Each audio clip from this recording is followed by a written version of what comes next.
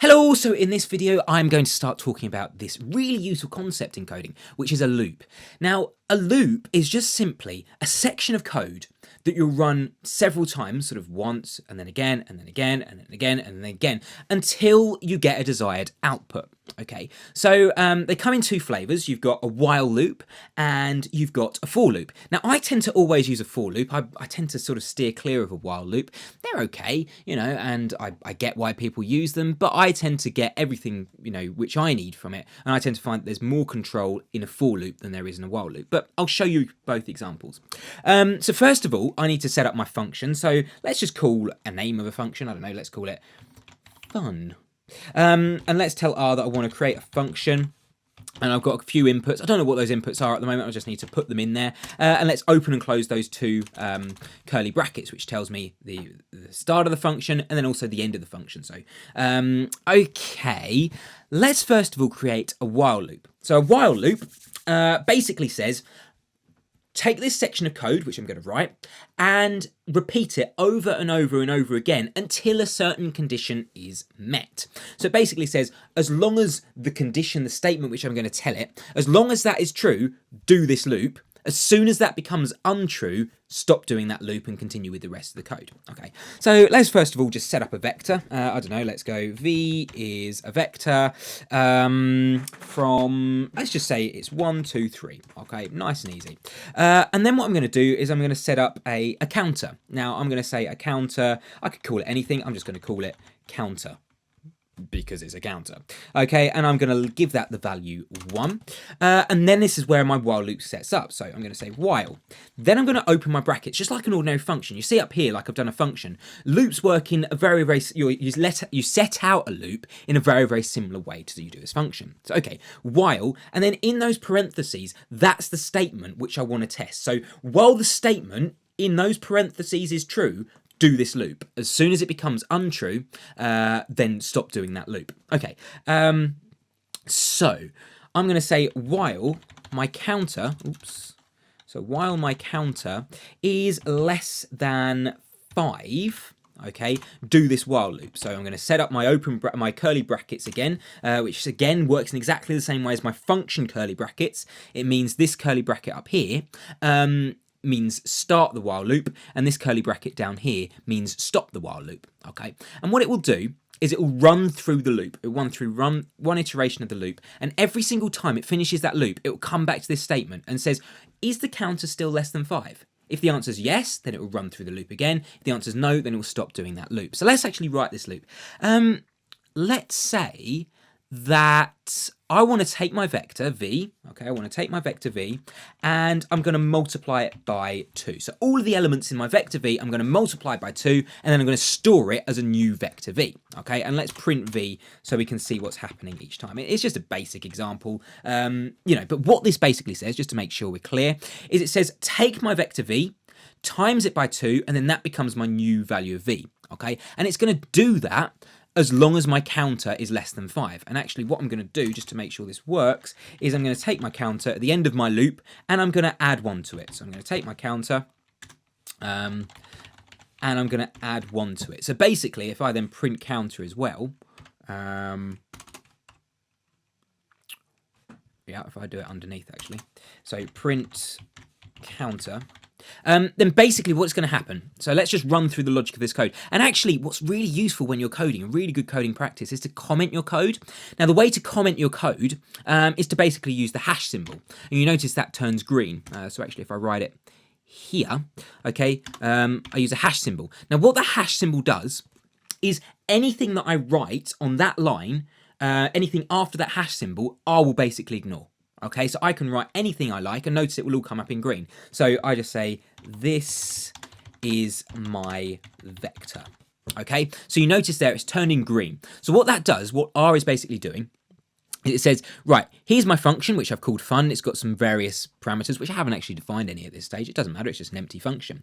And then it says, right, take the value v and store the vector 1, 2, 3 in the vector v. So this is my vector. But you see what R is doing is it runs through, it then reads that line, and as soon as it sees that hash, ignores it and it moves straight on to the next line.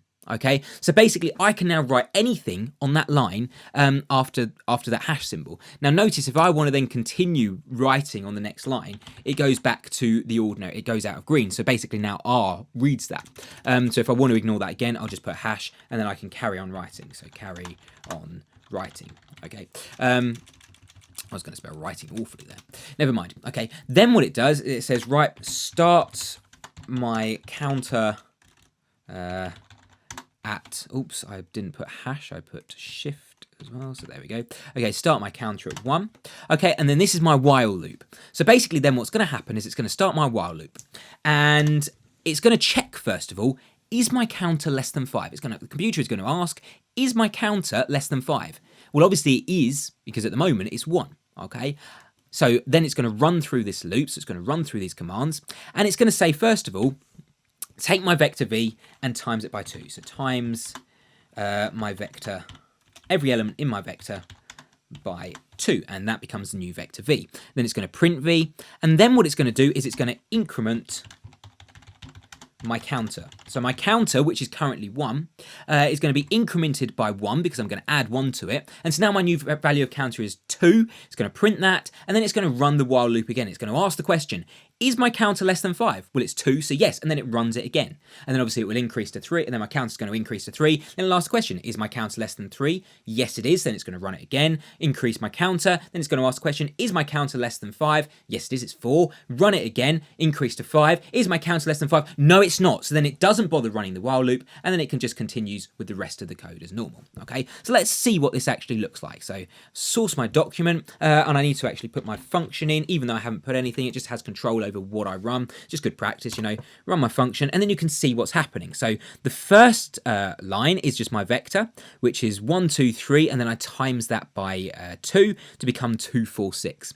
Then my counter is increased from 1 to 2, and then it runs the while loop again. So this is what this line here is basically saying. So it times my vector by 2, so 2 goes to 4, 4 goes to 8, 6 goes to 12, and then I increase my counter to 3, and then I times my double my counter, so the for loop runs again, while loop runs again, doubles my vector.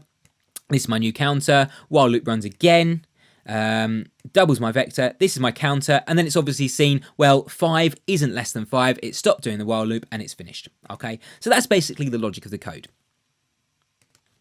Now, like I say, while loops are all very well and good. They work, you know, and I get why people use them, but I much rather use a for loop. I think you've got much more control over a for loop. So let's just set up a function, same as before. So function, no inputs. Now the thing is, technically you could argue, well, do you know what?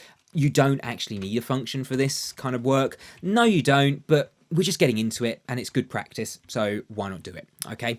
And this time we're going to use a for loop. Now I'm going to do exactly the same thing but with a for loop, and I'm going to show you how much easier it is. So again, I'm going to set up my vector, which is 1, 2, 3. I'm not going to bother commenting my code. This time I don't need a counter because I've got a for loop, and that's the way that a for loop works. So I'm going to say for, I need to now define a counter, so let's just call it count in 1 through to, I think it was 1 to 5. I wanted to double it 5 times, okay?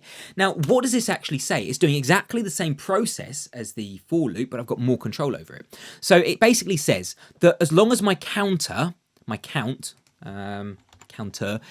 in 1 to 5, so it basically takes the value of 1, it runs the for loop. Then it takes the value of 2, and then it runs the for loop again. Then my counter takes the value of 3, and it runs the for loop again. Then 4 runs the for loop again. Then it takes the value of 5, runs the for loop again. So it's not actually testing any statements. I'm telling it how many times to run the for loop. I just think it has more control over it. But, you know, a while loop would equally work as well.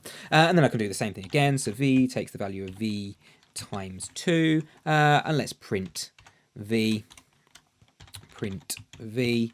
and print counter. So notice with the for loop, I don't have to bother defining a counter. You know, I don't have to bother adding 1 to the counter each time. The for loop will automatically do that. Okay. So yeah, let's get ready to run that. So let's press source and let's run my function, run it, and it's exactly the same output as before. But this time, notice I have had to define less variables. I haven't bothered to define the counter variable. I haven't had to add 1 to my counter. The for loop takes care of that automatically. The other advantage of the for loop is that whatever value my counter takes, so for example, I may want to actually store the counter value in a vector. Okay, so I can say, let's say a vector w. Actually, do you know what? Here, I'm going to have to be a little bit clever. So you notice how my first video, or one of the videos which I was doing talking about vectors, I had to define vectors, you know, and I basically took a vector and another vector and I stored them together in the same vector. That's basically what I'm going to have to do here, except what I'm going to do is I'm going to create an empty vector for w. So I'm going to say w at the moment is just an empty vector. It's like a vector sitting there with no numbers in. And then what I'm going to do down here is I'm going to update my vector w by taking whatever's already in w, which at the moment is just an empty vector, and storing my counter value in there as well. So what this will basically look like, so if I just print w as well, what this will basically look like is it will take whatever's in w and it will basically just stick a counter on the end of it. So I've got a vector, at the moment it's empty, and I'm just going to stick a counter on the end of it. So it's going to basically take the first value. And then what I'm going to do, and that becomes then your new value of w. Then what I'm going to do in the next iteration of the for loop is take that vector and then just stick the counter on the end of it. So the counter on the first go was 1, then I'm going to stick the next counter on the end of it, which is 2, then I'm going to stick the next counter on the end of it, which is 3, then 4, then 5. So this is a really useful trick. Create an empty vector first of all, and then basically update w with the counter and just stick the stick counter on the end of w. So that's basically what that command line is doing. Anyway, let's run that. So let's click source and let's run the function. And there we go. And you can see now that my, so there first of all is my my w, then there's my w with 1 and 2, and then 1, 2, 3. So my counter's basically being added onto the end of w each time. We'll come back to that technique because it's a really, really nice and useful technique. But yeah, that's basically the difference between a while loop and a for loop. Like I say, tend to stick with the for loops because I think it's got more control and it's actually taking a value each time rather than just testing a statement and then doing something else. You know, it's less work, I think. It's nicer to use.